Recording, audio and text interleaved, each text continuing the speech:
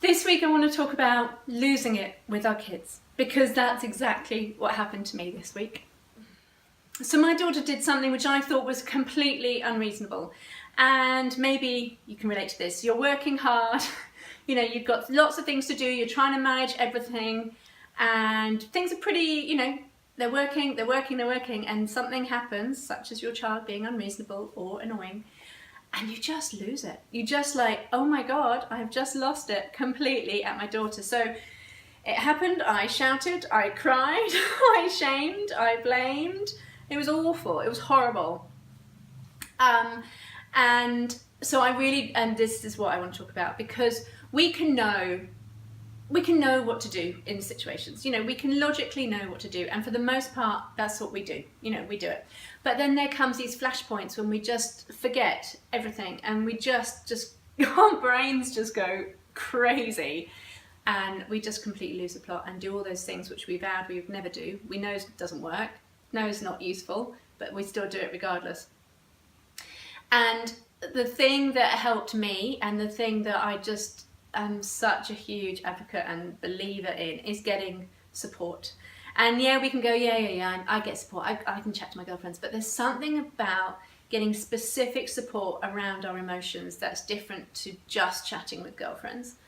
I've got a brilliant best friend called Marion, who you may know, and I called her after I've had my ranting and raving, and I called her and I said, oh my God, I've just lost it and I can't get out of it. I'm so stuck in this frustration and anger and irritation. And she is brilliant because she listens, and this is the power of listening. Now this whole approach is about listening to our kids and their emotions. Well, we can't do that if we don't have all of our emotions listened to and have that safe space as an outlet to get rid of them, release them, especially those tension ones. So she just listened to me, and she listened to me without judgment. She empathized, those feelings that I was going through.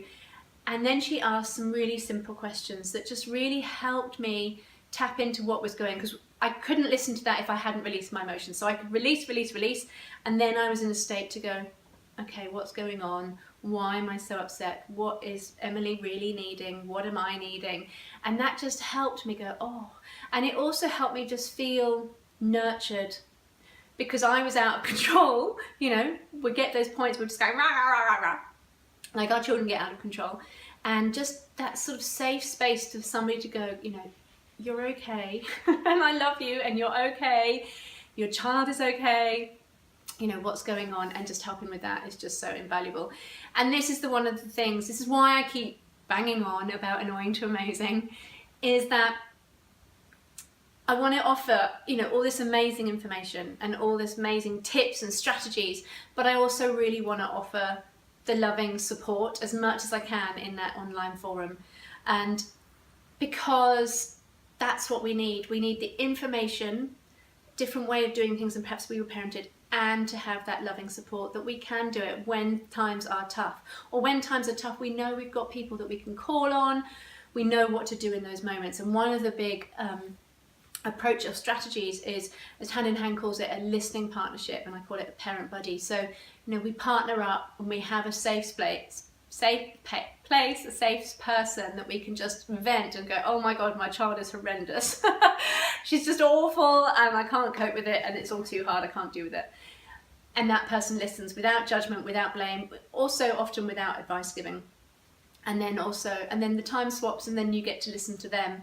And that's so wonderful, because you don't feel like it's only you, because it's never only you just losing the plot with your kids. It happens for everybody at some point. And that's the other thing I really want to offer. I know a lot of parenting educators and psychologists who, work with parents in this field, and they all lose it too. They all find parenting hard too. So I didn't think parenting when I first started out was going to be that hard. I just thought, oh, if I love my child and my child loves me, it's all going to be wonderful.